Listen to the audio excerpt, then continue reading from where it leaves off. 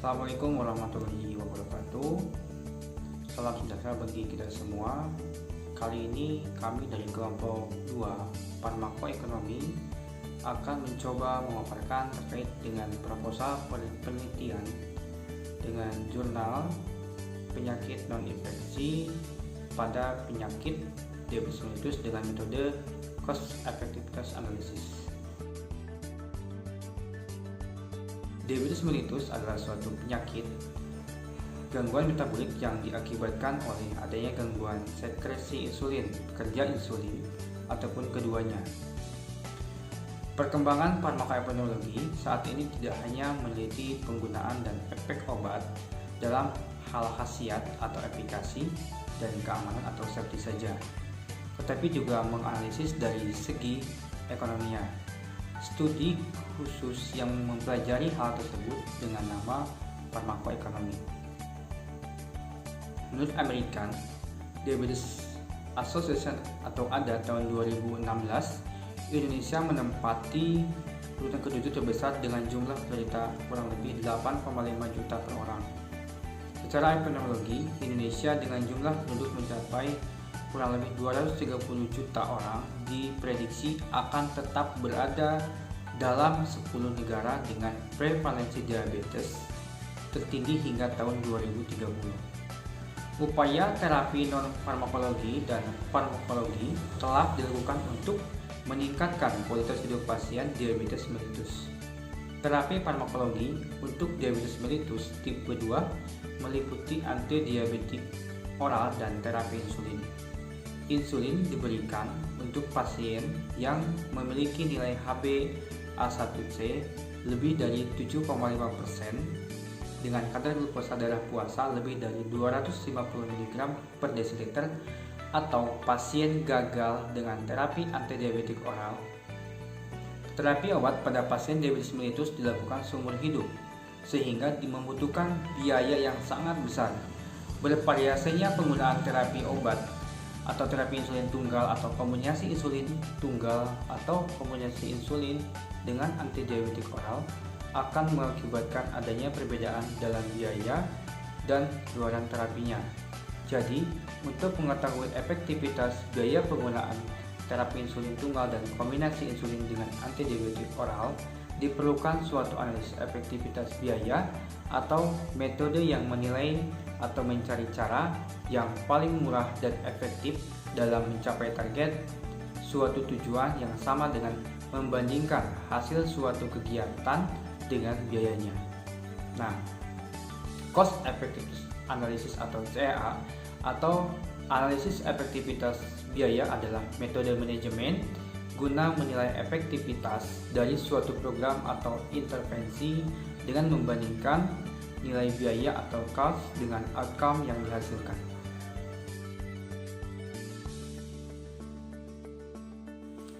Selanjutnya adalah identifikasi masalah. Identifikasi masalah terdiri atas 2 poin, yaitu yang pertama, berapa besar persentase efektivitas terapi dari penggunaan insulin dan OHO atau obat hipoglikemik oral pada pasien DM tipe 2, dan yang kedua yaitu obat antidiabetes manakah yang lebih cost effectiveness pada pasien DM tipe 2.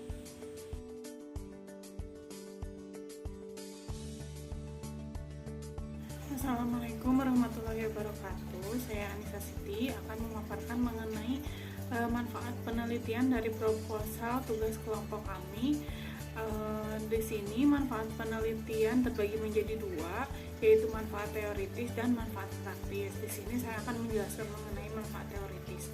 Yang pertama, dapat memberikan pembaharuan kurikulum di universitas agar bisa terus berkembang sesuai dengan tuntutan masyarakat dan sesuai dengan kebutuhan ilmu pengetahuan. Yang kedua, dapat memberikan sumbangan ilmiah dalam farmakoekonomi. Yang ketiga, dapat menjadi referensi pada penelitian selanjutnya yang berhubungan dengan peningkatan farmakoekonomi.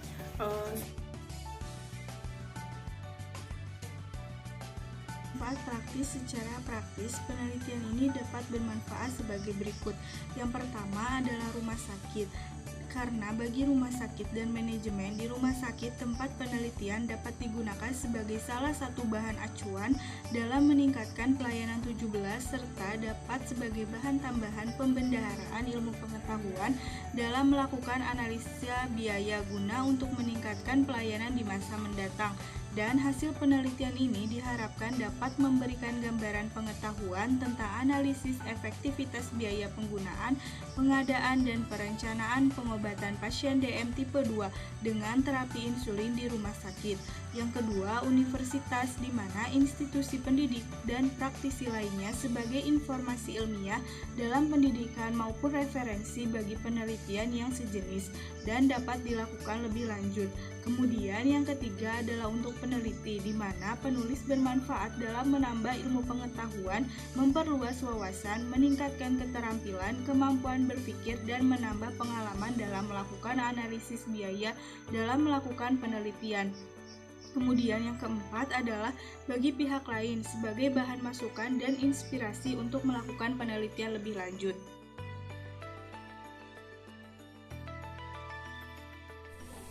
Berikutnya metodologi penelitian. Metode penelitian dengan pendekatan meta-analisis. Meta-analisis merupakan suatu analisis integratif sekunder dengan menerapkan prosedur statistik terhadap hasil-hasil pengujian hipotesis penelitian. Analisis sekunder ini merupakan analisis ulang atau reanalisis terhadap data untuk tujuan menjawab pertanyaan penelitian dengan teknik-teknik statistik yang lebih baik atau menjawab pertanyaan-pertanyaan baru dengan data lama yang dimiliki. Secara ringkas, pembuatan meta-analisis terdiri dari 4 langkah, yaitu yang pertama, identifikasi makalah yang akan disertakan dalam meta-analisis. Yang kedua, seleksi, yaitu penilaian kualitas laporan penelitian. Yang ketiga, abstraksi, berupa kuantifikasi hasil masing-masing penelitian untuk digabungkan.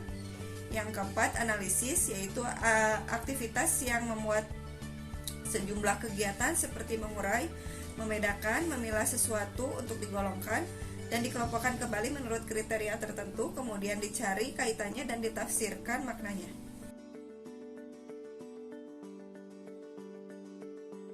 Selanjutnya informasi dan jumlah jenis artikel. Jumlah yang dipakai sebagai acuan review berjumlah 3 jurnal, yaitu terdiri dari 1 jurnal internasional, 2 jurnal nasional dengan topik yaitu analisis efektivitas biaya terapi insulin dengan OHO atau obat hipoglikemia oral pada penderita diabetes mellitus tipe 2 dan sesuai dengan rumusan masalah dan tujuan yang terkait. Jenis artikel ini digunakan yaitu artikel yang berbentuk literatur review. Ketiga jurnal tersebut digunakan dengan acuan penyusunan proposal, penelitian dengan metode review artikel yang sesuai dengan judul dan rumusan masalah yang terkait.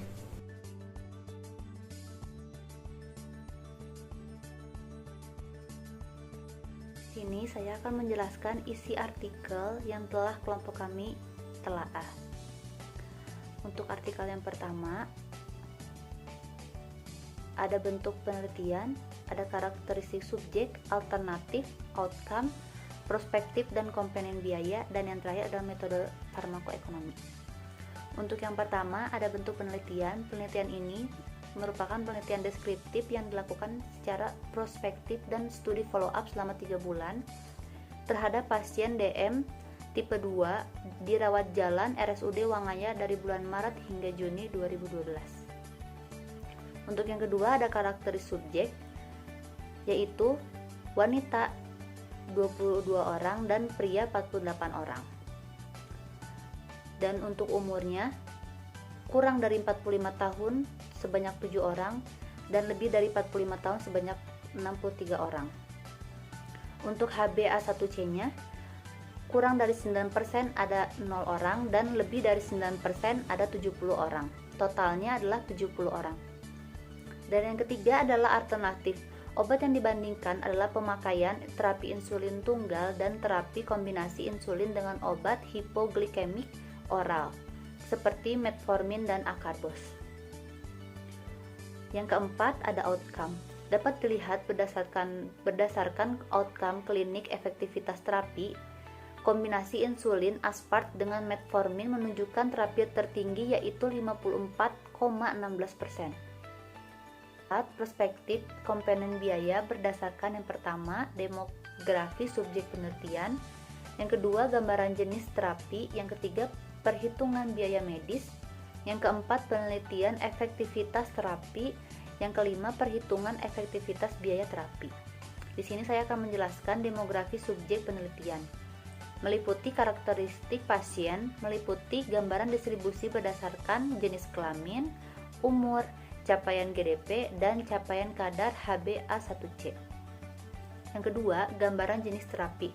Analisis data dilakukan dengan merangkum data distribusi jenis obat berdasarkan pemakaian terapinya, insulin tunggal dan terapi kombinasi, insulin dengan OHO yang diresepkan pada subjek penelitian. Yang ketiga, perhitungan biaya medis langsung, perhitungan total biaya medis langsung yang meliputi biaya obat, biaya pemeriksaan dokter, dan biaya laboratorium dan biaya administrasi. Yang keempat, penilaian efektivitas terapi menggunakan terapi tunggal atau terapi insulin tunggal dan kombinasi insulin OHO yang diresepkan dilihat dari pencapaian target terapi HbA1c. Setelah 3 bulan follow up, tidak muncul efek samping obat yaitu hiperglikemia pada subjek penelitian. Yang kelima, perhitungan efektivitas biaya terapi. Analisa efektivitas biaya dengan metode ASER dihitung berdasarkan perhitungan total biaya langsung dibagi dengan efektivitas terapi. Komponen biayanya, biaya medis langsung yang terdiri dari obat, biaya pemeriksaan dokter, biaya laboratorium, dan biaya administrasi. Dan untuk yang terakhir, ada metode farmakoekonomi. Pada artikel ini menggunakan metode CEA untuk membandingkan dua obat atau lebih dilihat dari efektivitas atau parameter klinis.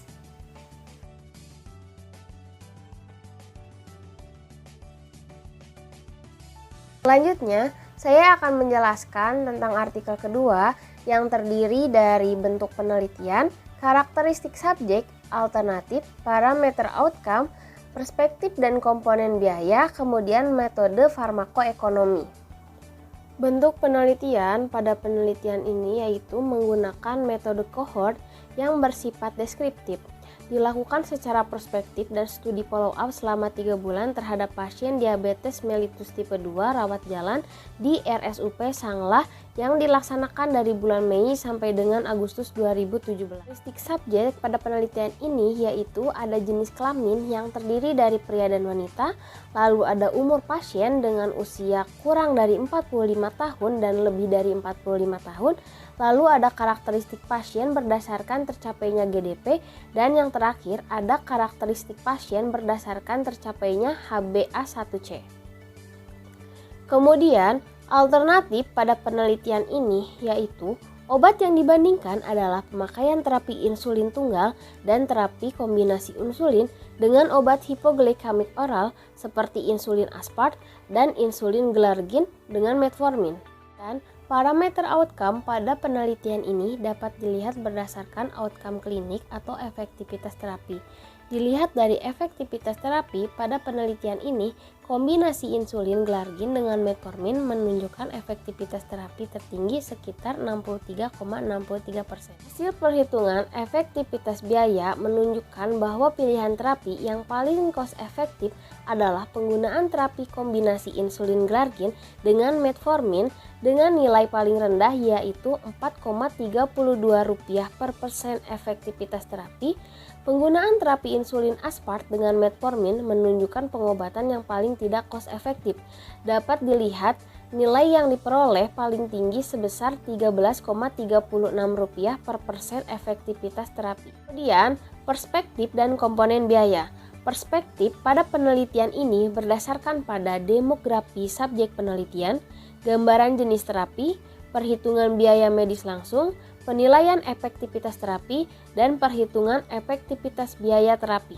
Pada demografi subjek penelitian, karakteristik pasien ini meliputi gambaran distribusi berdasarkan jenis kelamin, umur, capaian GDP, dan capaian kadar HbA1c.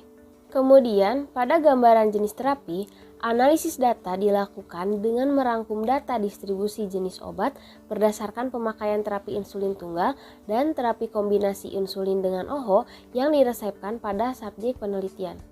Lalu, pada perhitungan biaya medis langsung, perhitungan total biaya medis langsung yang meliputi biaya obat, biaya pemeriksaan dokter, biaya laboratorium, dan biaya administrasi. Kemudian, pada penilaian efektivitas terapi penggunaan terapi insulin tunggal dan kombinasi insulin dengan OHO yang diresepkan dilihat dari pencapaian target terapi HbA1c kurang dari 7% setelah 3 bulan follow up dan tidak muncul efek samping obat yaitu hipoglikemia pada subjek penelitian. Pada perhitungan efektivitas biaya terapi, analisa efektivitas biaya dengan metode ASER, cost efektif dengan ASER ini dihitung berdasarkan perhitungan total biaya medis langsung dibagi dengan efektivitas terapi. Kemudian komponen biaya pada penelitian ini yaitu biaya medis langsung yang terdiri dari biaya obat, biaya pemeriksaan dokter, biaya laboratorium, dan biaya administrasi. Kemudian metode farmakoekonomi yang digunakan yaitu cost effectiveness analysis untuk membandingkan dua obat atau lebih dilihat dari efektivitas atau parameter klinis.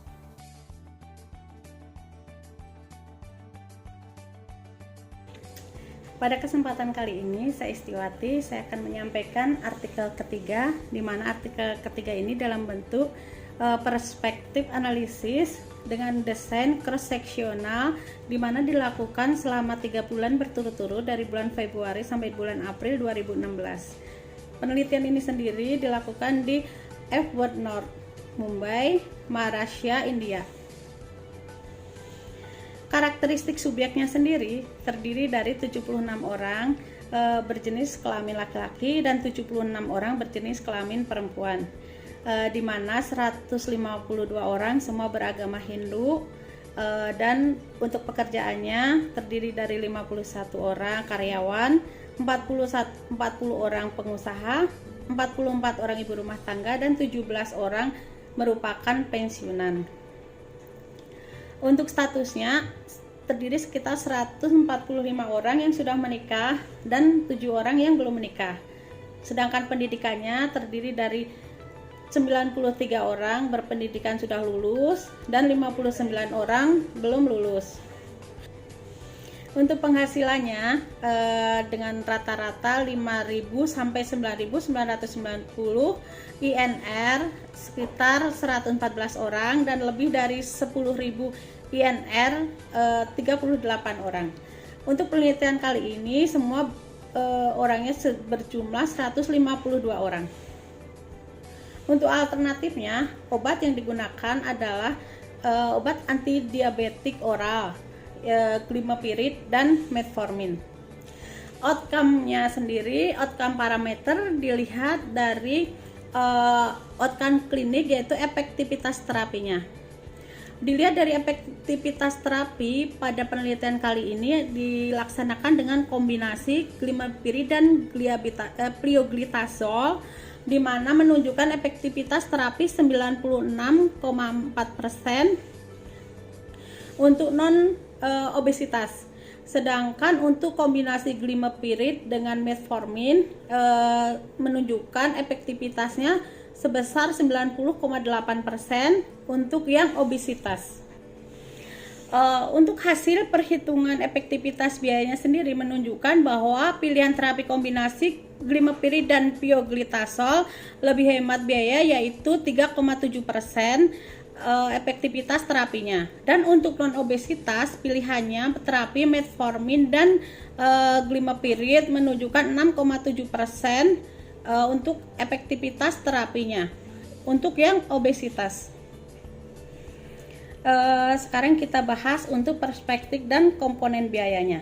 Untuk perspektif dan komponen biayanya, penelitian ini berdasarkan demografi subjek penelitian yang terdiri atas karakteristik pasien, meliputi gambaran distribusinya, berdasarkan jenis kelamin, agama, statusnya, pernikahannya, pekerjaan, pendapatan, serta pendidikannya. Yang kedua adalah gambaran jenis terapi, yaitu analisa data dilakukan dari distribusi jenis obat berdasarkan pasien non-obesitas dan obesitas, serta pemakaian kombinasi oral dan obat tunggal. Untuk perhitungan biaya, di sini digunakan perhitungan biaya medis langsung. Biaya medis langsung yaitu perhitungan total biaya medis langsung yang meliputi biaya pembelian obat. Sedangkan untuk perhitungan efektivitas biaya terapi di sini meliputi ketersediaan hayati, diidentifikasi buku teks farmakologi standar, tolerabilitasi, persentase reaksi obat yang merugikan atau ADR ditentukan dengan rumus berikut. Jumlah reaksi obat yang dirugikan atau jumlah pasien yang menjalankan pengobatan dikalikan 100. Untuk tolerabilitas dihitung sebagai 100 dikurangi persen ADR. ADR merupakan kerugian presentasi reaksi obat yang merugikan. Untuk kemajuannya, perhitungan efikasi dilakukan dengan rumus-rumus berikut.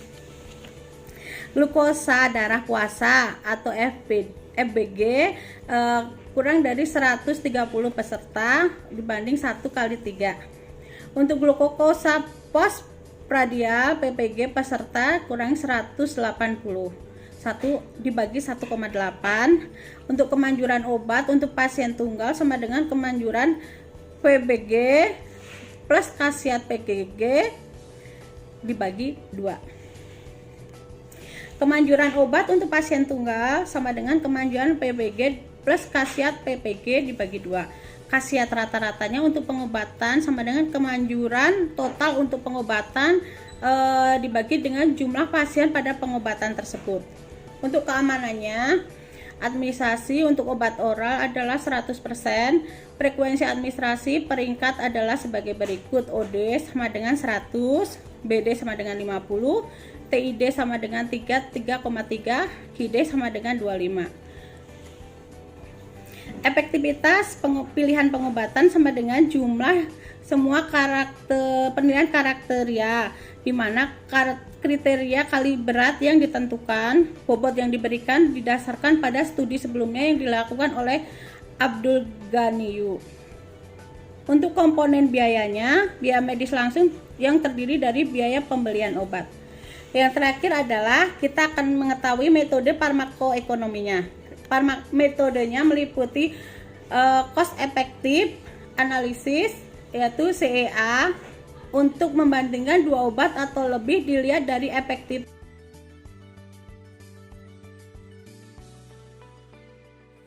Selanjutnya yaitu daftar pustaka, di mana kami menggunakan beberapa pustaka yang berasal dari jurnal penelitian.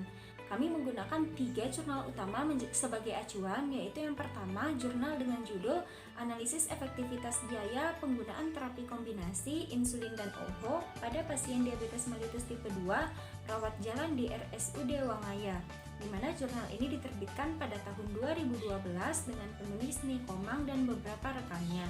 Lalu yang kedua yaitu jurnal dengan judul Analisis Efektivitas Biaya Penggunaan Terapi Kombinasi pada Pasien Diabetes Mellitus Tipe 2 Rawat Jalan di RSUP Sanglah, di mana jurnal ini diterbitkan pada tahun 2017 dengan penulis Imade dan beberapa rekannya. Lalu yang terakhir adalah jurnal dengan judul Cost Effectiveness Study of Anti-Diabetic Drugs in Type 2 Diabetes Mellitus Patients from Mumbai, India, di mana jurnal ini diterbitkan pada tahun 2018 dengan penulis Dianes dan beberapa rekannya.